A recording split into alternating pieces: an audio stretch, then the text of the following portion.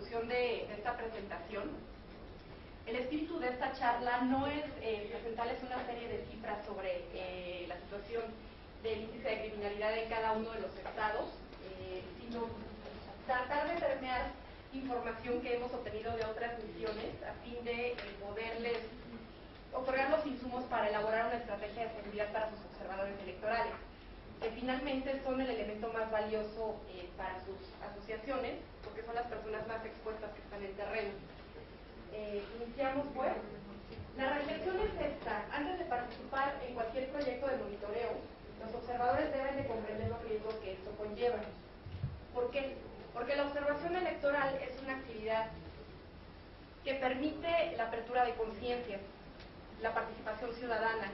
Esto automáticamente va a generar que las instituciones tengan que actuar con mayor transparencia, lo cual va a generar tensión política, fuerzas encontradas, acompañadas muchas veces de un ambiente de corrupción, posible violencia política e inseguridad.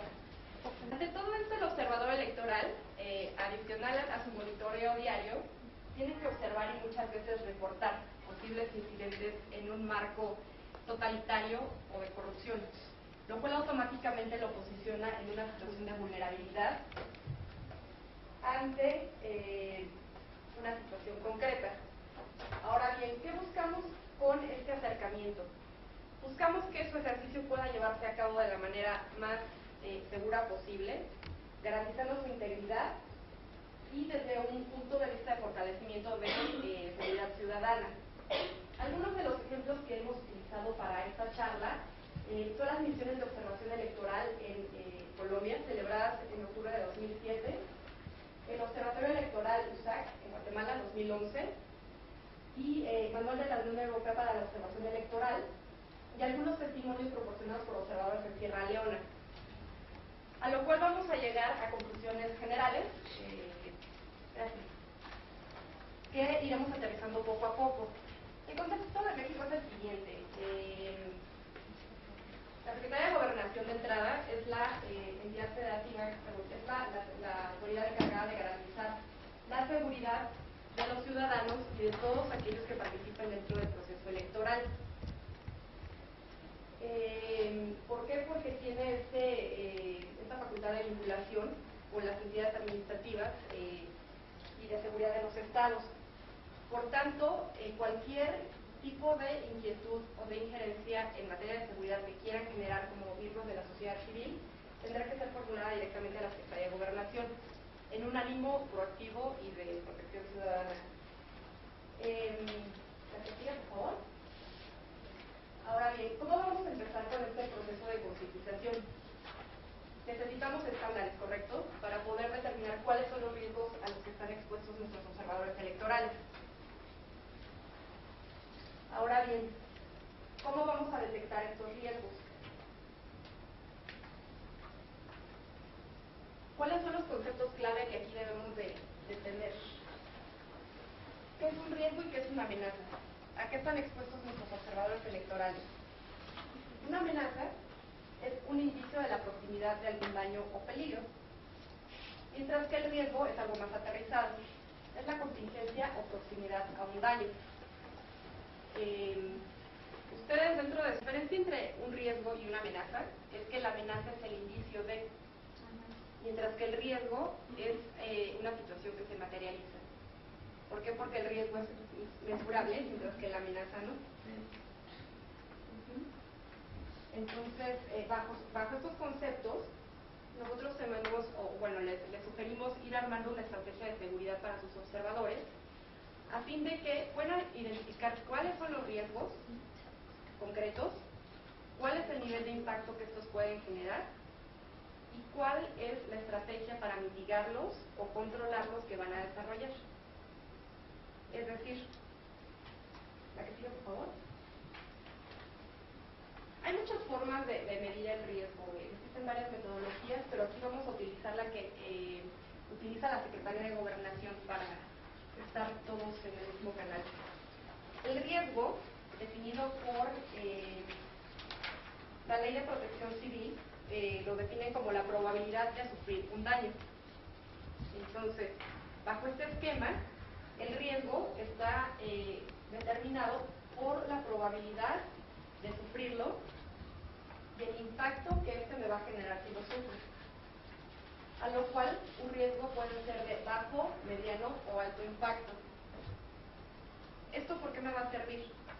Porque si detecto un riesgo de alto impacto, como es, por ejemplo, y ha sido declarado por el secretario de Gobernación, la injerencia del crimen organizado dentro de los comicios electorales en diferentes entidades federativas, mi objetivo no se va a llevar a cabo. En este caso, el objetivo de un observador electoral, ¿cuál sería? Para la transparencia en las... Exactamente. No se escuchó cómo fue el qué. Garantizar la transparencia del proceso. Ah. Que ahora bien, si este se ve amenazado por la injerencia del crimen organizado, tenemos que es un riesgo de alto impacto. La cuestión, a través de este análisis de riesgo, llegar a indicaciones concretas dentro de un protocolo de qué hacer en situaciones tal. Para poder saber qué hacer tienes que conocer bien la realidad de tu área de acción. En este caso, dentro de la observación electoral, los riesgos identificados pueden ser mitigados integrándose dentro de la sociedad o trabajando con gente de la localidad para que el riesgo sea menor. Tomen en consideración también, que no sé si lo van a considerar en sus protocolos, que los riesgos pueden ser de origen humano, como son todos los que han expuesto en estos momentos, y de origen geológico, como en algunas localidades que son de alta sismicidad o se encuentran cerca de las sierras. ¿Sí? Puebla, a los 12 kilómetros. ¿Cuentan ustedes con protocolos al interior de sus asociaciones ya elaborados? Yo no. Es un manual que tenemos para El Salvador. ¿Y a dónde le ¿Tienen que dar sobre un riesgo inminente? Bueno, sí lo... En ninguna se produce con el riesgo de integridad. No se escucha. Y retirar. Pero lo que es interesante es que estos protocolos tienen que existir de un análisis previo de los riesgos. Exacto, porque no es al revés de que uno trae la respuesta, sino es una metodología. es una metodología de análisis de necesidades. Exacto, no debe ser un protocolo reactivo, sino basado en un análisis previo. Una vez que se tienen identificados, estamos poniendo la metodología para aquellos que no lo tienen, son lineamientos generales. Una vez que tienen identificados los riesgos, lo que sigue es hacer una tabla sobre fortalezas y vulnerabilidades sobre cada riesgo identificado. Bueno, ¿cuál fortaleza tengo ante la posibilidad de ser encarcelado por algún funcionario público? ¿Y cuáles son mis vulnerabilidades? Y una vez detectadas estas características, voy a determinar, bueno, ¿qué puedo hacer? ¿Asumo el riesgo? ¿Continúo con las misiones dentro de esta área geográfica? ¿Lo traslado? ¿Cómo lo puedo trasladar? ¿A través de contratación de terceros? ¿O lo mitigo? ¿Cómo? A través de mecanismos de comunicación, integración a la sociedad, negociación con las autoridades si es que es posible.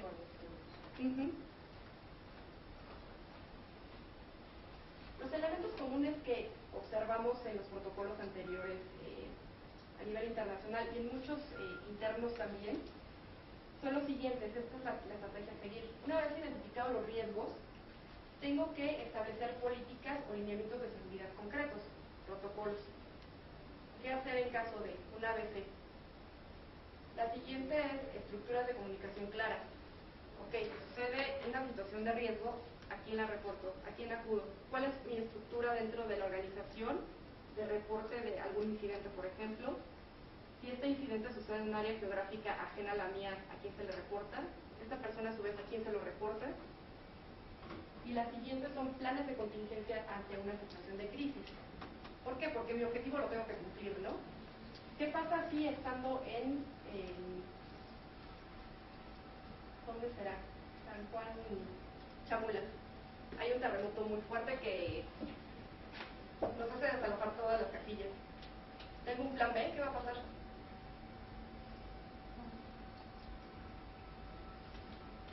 Por ejemplo, en las inmediaciones del volcán, llegase a hacer erupción, ¿qué va a pasar?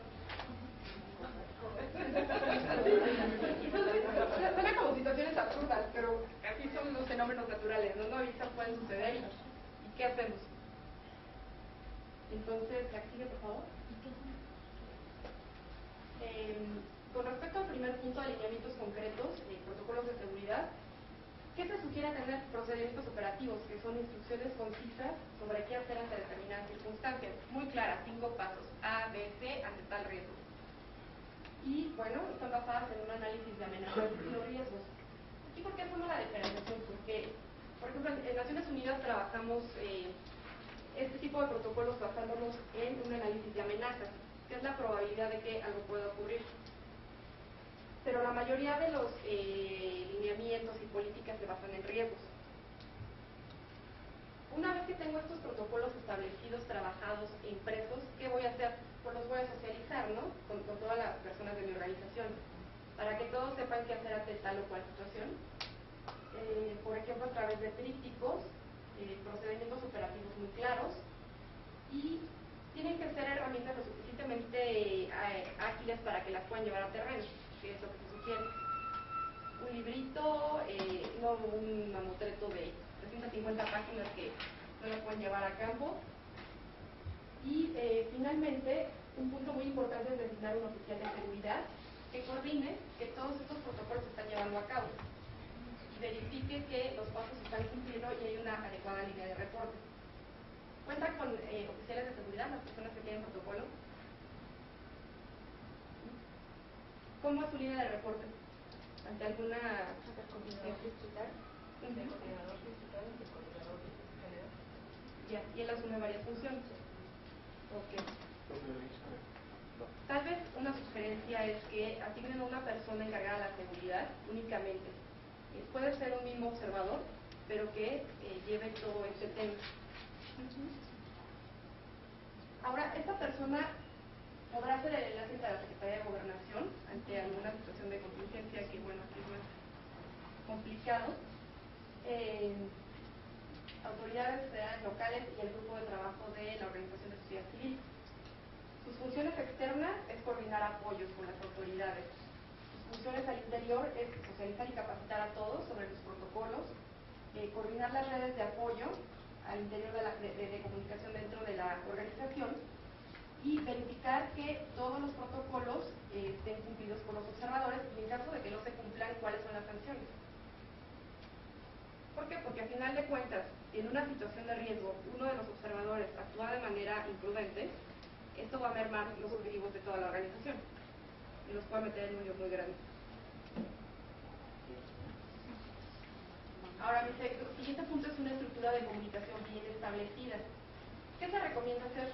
Contar con telefonía e internet siempre a la mano. De cualquier circunstancia es lo que salva, más el internet que la telefonía. Nosotros, por ejemplo, al interior, les comparto esta experiencia de Naciones Unidas, tenemos algo que se llama árboles de comunicación. ¿Cómo lo hacemos? Una persona detona el árbol de comunicaciones ante una situación emergente y esa comunicación va fluyendo hacia abajo.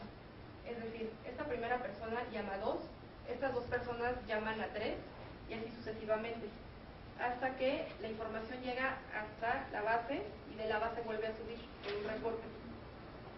Esto lo podemos hacer a través de mensajería,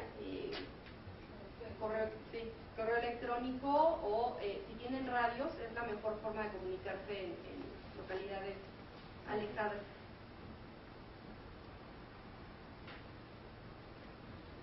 Dentro de la red de monitoreo también se recomienda tener siempre sus directorios actualizados, sobre todo a los puntos focales que establezcan en cada distrito. Y bueno, y finalmente se recomienda no hacer, en materia de comunicación, difundir datos personales sobre los observadores a nadie, salvo que estén solicitados por las autoridades competentes y de la forma indicada. ¿Por qué? Porque esta información se usa para coaccionar muchas veces. Siendo la extorsión uno de los delitos que se han incrementado a lo largo de este último semestre, no es recomendable. Ahora, el tercer punto sobre los planes de contingencia. Primero, pues necesitamos un plan de protección civil, ¿no? Que es la base de respuesta ante una situación de riesgo natural que puede presentarse como un terremoto. Dentro de sus organizaciones están en inmuebles definidos o están en campo? ¿Cómo es su interacción? En campo. No están en un edificio concreto.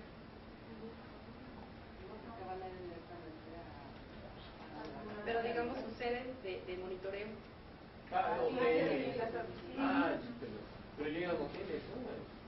Ahí puede sus centros, ¿no? Los cuales deben de contar con un plan de protección civil. Siempre verificar eso. Incluirlo en los protocolos. A ver, ¿a qué se refiere ese plan porque aquí la protección civil es para los edificios y que esas cosas? Pero todos los inmuebles con giro mercantil, en este caso los observadores llegan a hoteles, deben de contar con un plan interno de protección civil. ¿Por qué? Porque si llega a haber alguna situación de riesgo, por ejemplo sismo, incendio o algo, ellos son los encargados de salvaguardar la seguridad de los observadores. Y esto es algo que el observador debe de saber, porque si te encuentras en una situación y no sabes quién es la persona indicada que te puede ayudar, pues no hay mucho que hacer. Y en otro aspecto, dentro de la asociación, se les sugiere tener un plan de contingencia, se puso la fecha, pero es un plan de continuidad de procesos. En cada una de las fases de la observación deben de tener bien identificados sus procesos críticos. ¿Por qué? Porque una vez identificados pueden decir qué pasa si en caso de, cómo voy a llegar a este objetivo.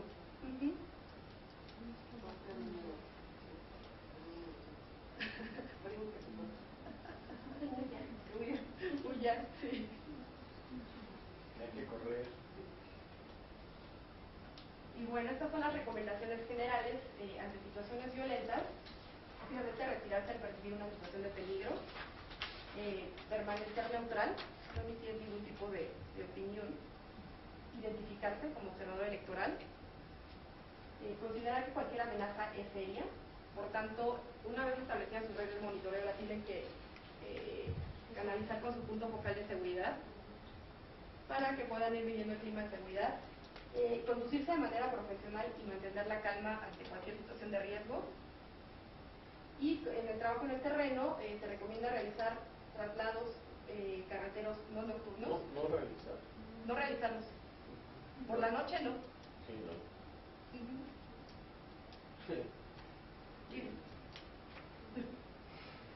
Diseñar mecanismos de monitoreo para conocer la ubicación de los miembros de su organización, árboles de comunicaciones, directorios, internet, mapeos también para tener bien identificados los desplazamientos. Así muy a propósito de los mapeos, por ahí quedó pendiente un atlas de riesgos por parte de la Secretaría de Gobernación, que aún no ha sido difundido. Sin embargo, el ICE emitió un mapa que ya conocerán sobre los estados con mayor riesgo, siendo Chihuahua el de mayor. Violencia. ¿De Chihuahua? ¿Ya después? Sí, Chihuahua, Tamaulipas tenemos. Sí, claro. A lo mejor Tijuana, todas las fronteras, ¿no? Los colegas de Chihuahua van a observar Ciudad Juárez. Ya. Sí, va a estar las 5 identificadas por el ICE Secretaría de Gobernación ahorita es Chihuahua número 1, seguido Tamaulipas, Nuevo León, Zacatecas y Distrito Federal. Chihuahua con 627 casillas en punto rojo. ¿El DF también? El DF también.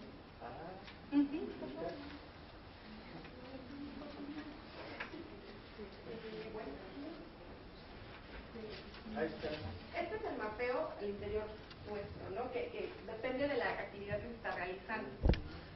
Más o menos va a coincidir con el del ICE. Tenemos Chihuahua, Tijuana. Los de verde son los más fuertes. Los que están en cuadro, Baja California, Chihuahua, son los que están catalogados como de mayor riesgo al interior del sistema, pero no para observación electoral, en general para nuestros procesos. Y Coahuila, Nuevo León, Durango, Estado de México, Michoacán, Morelos y Guerrero. Michoacán también por ahí hubieron algunos incidentes durante los comicios del 2011. Sí, está complejo. ¿Veracruz no está? Veracruz no. Solamente estoy poniendo lo que están en el... Y el mapa del ICE se ve muy bien, reporta estos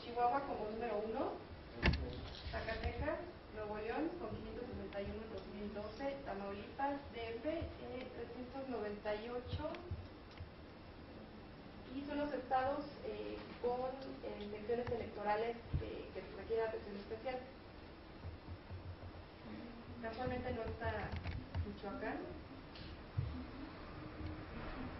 Guerrero. Ni Guerrero. Este es el más reciente publicado.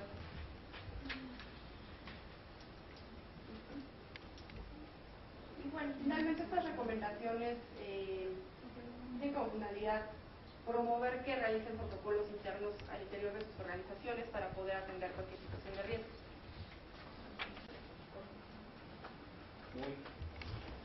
Bueno, pues les agradecemos mucho su presencia. Les vamos a enviar la presentación. Muchas gracias. Muchas gracias, de veras, muy amables.